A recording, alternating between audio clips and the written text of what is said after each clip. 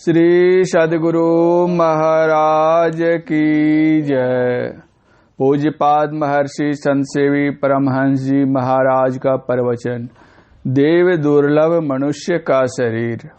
आदरणीय सज्जनवृंद तथा आदरणीय माताओं एवं बहनों, एक बार महाराज युधिष्ठिर से कहा गया कि जाओ दिन भर घूमकर शाम में एक दुर्जन को साथ ले आओ। दुर्योधन से भी कहा गया कि दिन भर घूमकर एक सज्जन को ले आओ। युधिष्ठिर महाराज दुर्जन की खोज में निकले और दुर्योधन सज्जन की खोज में। दिन भर घूमते घामते शाम को दोनों के दोनों यूं ही वापस आए। न तो युधिष्ठिर महाराज को किसी दुर्जन से भेंट हुई और न दुर्योधन महाराज को किसी सज्जन से। पूछा गया युधिष्ठिर जी से कि दिन भर में कहीं तुमको दुर्जन से भेंट नहीं हुई, यूं ही वापस आ गए। उन्होंने कहा, जिनको देखा सब में कुछ न कुछ सज्जनता ही दिख पड़ी, दुर्जनता दिख पड़ी ही नहीं। इसी तरह से दुर्योधन से पूछा गया तो उन्होंने कहा, कुछ न कुछ दुर्गुण सब में थे, इसलिए सज्जन कहकर लाता तो कैसे। मतलब यह है कि जो जैसे होते हैं वे दूसरे को भी वैसे ही गुणों से युक्त देखते हैं। आप लोगों ने मुझे मानपत्र अर्पित किया है। आप लोग कथित गुणों से संयुक्त हैं, इसलिए मुझ में भी वे गुण देखते हैं। दूसरी बात यह है कि जहाँ कुछ अपनत्व की भावना होती है वहाँ दोष दृष्टि से देखने का अवसर ही नहीं मिलता है। एक दही बेचने वाली थी, उससे पूछा गया कि तुम्हारा दही कैसा है, तो उसने कहा कि बाबू मेरा दही इतना बढ़िया है, क्या कहना चीनी मिलाकर आप खाकर देख लीजिए। अपने दही को कोई खट्टा थोड़े ही कहता है। अभी आप लोग रामचरितमानस का पाठ सुन रहे थे, बड़े ही अच्छे स्वर में गाया जा रहा था। भगवान श्री राम राक्षस राज रावण का संहार करके विभीषण को लंका का राज्य देकर अयोध्या वापस आए। उनका राज्याभिषेक हुआ और जब वे राजा के पद पर प्रतिष्ठित हो गए तब उन्होंने एक बार अपनी समस्त प्रजा को, पूर्ववासियों को, प्रियजनों, दुर्जनों, सज्जनों सबको आमंत्रित करके बुलाया। सबके सब उपस्थित हुए। भगवान श्री राम ने उनसे सबसे पहली बात कही, सुनहु सकल पुरजन मम बानी, कहूँ न कछु ममता उर आनी, नहीं अनीति नहीं कछु प्रभुताई, सुनहु करहु जो तुम्हि सोहाई, सोई सेवक प्रियतम मम सोई, मम अनुशासन माने जोई। भगवान श्री राम मर्यादा पुरुषोत्तम थे, इसलिए वे सबकी मर्यादा रखते हुए कहते हैं, आप लोग सुनिए, मैं आप लोगों से जो कुछ भी कह रहा हूँ हृदय में कुछ ममता रखकर नहीं, ममता रखकर किसी को कम और किसी को बेसी समझकर नहीं, समता भाव से एक स्वर में सबको कह रहा हूँ। जो कुछ मैं कहने जा रहा हूँ नीति की बात कह रहा हूँ, अनीति की बात नहीं। अच्छी बात कहने जा रहा हूँ, बुरी बात नहीं। आप लोगों के कल्याण की बात कह रहा हूँ और कल्याण की बात नहीं। इसलिए मेरी बात आप लोग मन लगाकर सुनिए, लेकिन आप लोगों को जो अच्छा लगे वही कीजिए। यह नहीं कहता हूँ कि मैं राजा हूँ इसलिए मेरी बात सुननी पड़ेगी, करनी पड़ेगी, यह नहीं। प्रभुत्व की भाषा में मैं नहीं कह रहा हूँ, राजा के पद पर प्रतिष्ठित होकर राज की भाषा में नहीं कह रहा हूँ। सबको एक समान, एक दृष्टि से देखकर सबके कल्याण के लिए मैं कह रहा हूँ। एक जमाना था जबकि राजा को इस बात की चिंता थी हमारी प्रजा सुखी रहे, इस लोक में ही नहीं बल्कि परलोक में भी। इस लोक में तो सुखी रहे ही, शरीर छूटने के बाद भी वह सुखी रहे।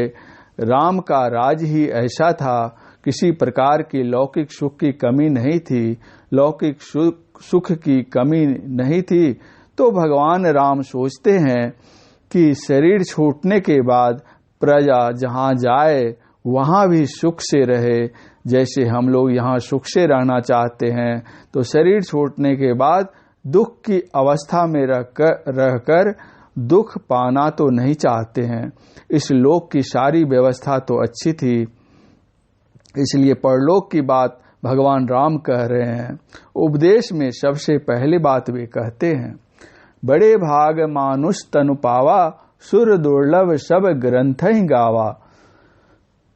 हम लोगों को यह मनुष्य का शरीर मिला है, यह बड़ा भाग्य है। अर्थात जिनको मनुष्य का शरीर मिला है उनका अहोभाग्य है। आप जरा सोच कर देखिए, हमारे यहाँ गाय होती है, वह गाय घास खाती है, हम उसको घास खिलाते हैं, भूसा खिलाते हैं, खल्ली खिलाते हैं, माड़ पिलाते हैं, लेकिन उसके बदले गाय दूध देती है, बछड़ा देती है, बछिया देती है। बछिया देती है तो उसकी संख्या और बढ़ती है। बछड़े से हम हल चलाते हैं, गाड़ी चलाते हैं, जोतने का काम होता है, खेती करके विविध अन्न उपजाते हैं और उपजाकर खाते हैं। उसी प्रकार दूध से विविध प्रकार के मिष्टान बनाकर हम लोग खाते हैं। एक गाय जो घास भूसा खाकर रहती है वह इतनी चीजें देती है। माई का दूध जब नहीं होता है तो गाय के दूध से ही हमारा पालन पोषण होता है। गाय जब तक जीवित रहती है हमारी सेवा करती है, उसका गोंत होता है वह भी हमारे काम में आता है, गोबर होता है वह भी काम में आता है। जब गाय का शरीर छूट जाता है तब भी वह अपने चमड़े से हमारी सेवा करती है, अपनी हड्डी से सेवा करती है। लेकिन कभी कहीं हमने अपने संबंध में भी सोचा है कि भूसा खाने वाले पशु गाय से तो इस तरह हम उपकृत हैं, परंतु हम जो हलवा खाते हैं, पूड़ी खाते हैं, रसगुल्ला खाते हैं, बर्फी खाते हैं, गुलाब जामुन खाते हैं, मेवा खाते हैं, सेब खाते हैं, ना जाने कितनी अच्छी अच्छी चीजें खाते हैं, तो इस अच्छे शरीर की क्या उपादेयता है? इसका चमड़ा काम में आता है कि इसकी हड्डी काम में आती है? इसका गोंत काम में आता है कि इसका गोबर काम में आता है? क्या काम में आता है? भगवान श्री राम यह कह रहे हैं कि बड़े भाग मानुष तनु पावा। यह विशेषता क्या है? एक उपनिषद है बृहदारण्यक उपनिषद। बृहदारण्यक उपनिषद में लिखा है, मनुष्य का शरीर उल्टा वृक्ष है। वृक्ष की जड़ नीचे रहती है, उस जड़ को हम सिर भी कहते हैं। वृक्ष का जो सिर है वह तो नीचे रहता है और मनुष्य का सिर ऊपर है। वृक्ष के ऊपर भाग में छिलका होता है और उसके नीचे भाग में गुदा होता है और उसके नीचे भाग में लकड़ी होती है। मनुष्य शरीर के ऊपर में त्वचा होती है, उसके नीचे मांस होता है, उसके नीचे हड्डी होती है। वृक्ष के किसी अंग में अस्त्र शस्त्र से आघात कर दीजिए, पानी चूने लग जाता है। मनुष्य के किसी अंग में अस्त्र शस्त्र से आघात करने पर रक्त चूने लग जाता है। वृक्ष में इतने पत्ते होते हैं कि उनकी गणना नहीं की जा सकती। मनुष्य के सिर पर भी इतने बाल केस होते हैं कि उसकी गणना नहीं हो सकती। वृक्ष के सिर को काट दीजिए, वृक्ष सूख जाएगा। मनुष्य का सिर को काट दीजिए, वह भी मर जाएगा, समाप्त हो जाएगा। वृक्ष नीचे से बाहर ग्रहण करता है, वृक्ष नीचे से आहार ग्रहण करता है और मनुष्य ऊपर से आहार ग्रहण करता है। मनुष्य उधरमुखी और वृक्ष अधोमुखी है। जो उधरमुखी है, ऊपर का ज्ञान जानना, ऊपर की ओर जाना उसकी स्वाभाविक प्रवृत्ति होती है। स्वाभाविकता इसकी है ऊपर की ओर जाने की। गोस्वामी जी ने लिखा है, ईश्वर अंश जीव अविनाशी, चेतन अमल सहज सुख राशि, सो माया बस भयो गोसाई, बंध्यो कीर मरकट की नाई। मनुष्य उधर्व गति है, मनुष्य उधर्व मुखी है, लेकिन माया भी मुख होकर वह नीचे की ओर जा रहा है। जिस तरह से गुड्डी है, उसको हवा में छोड़ दीजिए, आकाश में उड़ने लगेगी, वही गुड्डी है, लेकिन छोटा सा मिट्टी का ढेला उसमें बांध दीजिए, आप जरा सा भी टस से मस नहीं हो सकेगी। उसी तरह से माया का घेरा हुआ लगा हुआ है इस जीव के साथ। जब अकेला रहे तब तो चला जाए, लेकिन इसके साथ माया का ढेला लगा हुआ है, इसीलिए यह उधर्वगामी नहीं हो रहा है। तो भगवान श्री राम यह उपदेश देते हैं और किसी शरीर में यह विशेषता नहीं है जिसमें रहकर उधर्वमुखी हो सके और जाकर परमपिता परमात्मा को प्राप्त कर सके। अगर है तो मनुष्य शरीर को, और इसकी इतनी विशेषता भगवान राम ने बताई है। देवता को भी यह शरीर दुर्लभ है।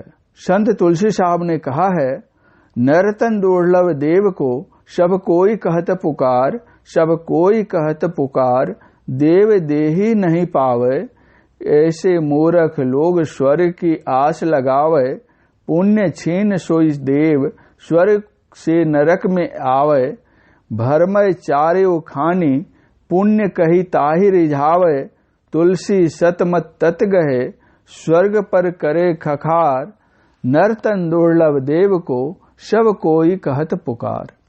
स्वर्ग में जाकर भी सबके सब एक से सुखी नहीं होते। सुख का स्थान अवश्य है स्वर्ग, और वह किस तरह का सुख है?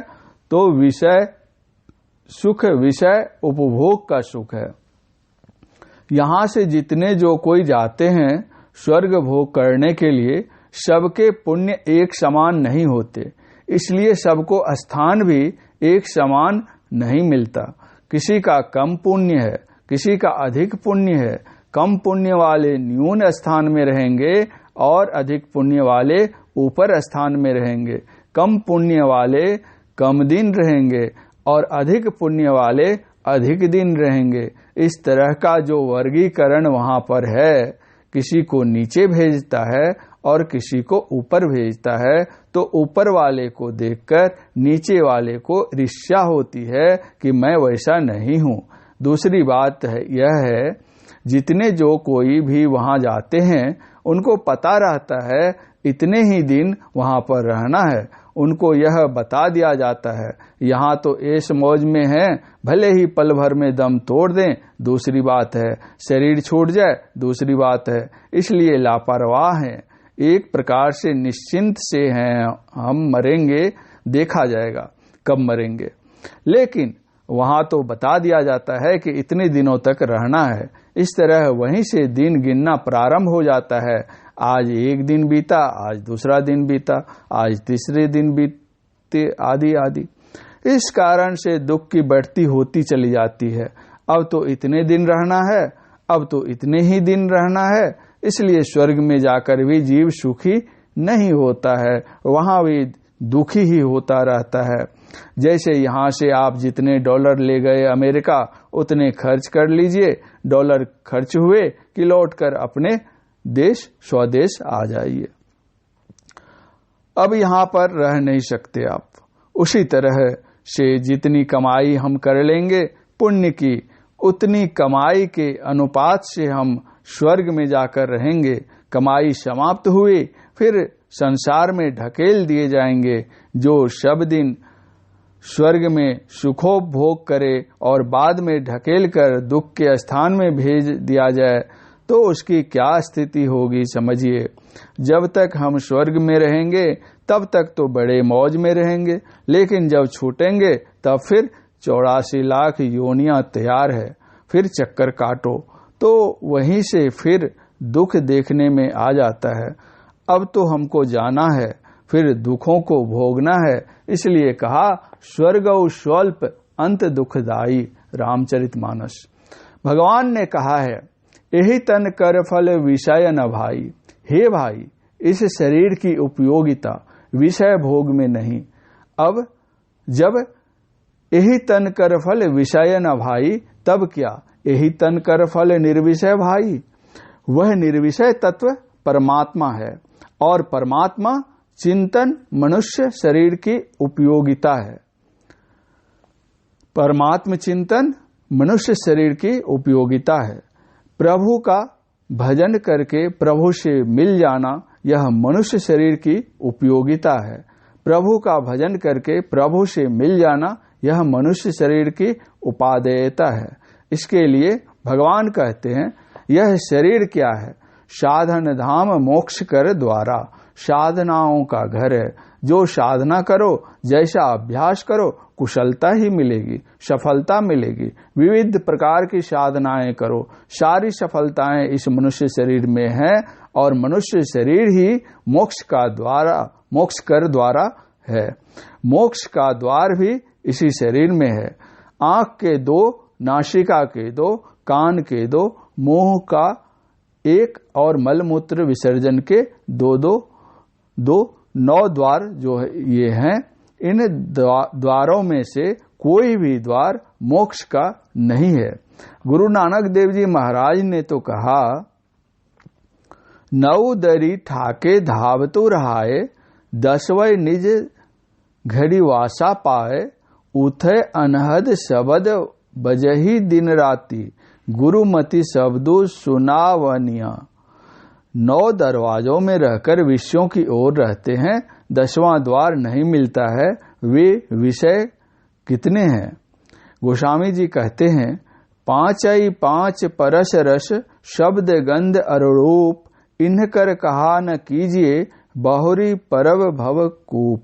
इन 5 के फेर में तुम पर जाओगे तो फिर संसार कूप में परे रहोगे। इसलिए किसी कवि ने कहा, जब मातंग पतंग भृंग सारंग और झख, त्वचा विलोचन जीव श्रवण नासिका के विवश, परस रूप रस गंध अरु शब्द क्रमशः इनमें फंस, शोक लोक परलोक नाश कर पाते अपयश। होती कितनी दुर्गति तब तहां, 5 हो जब जहां, तब सदगति श्रीपति होत कहां, साच हो तब जहां तब तहां। इसी को दूसरी तरह से एक दूसरे कवि ने कहा है, मृग मीन भृंग पतंग कुंजर, एक दोष विनाशहि, 5 दोष असाध्य जामे, ताकि केतिक आसहि।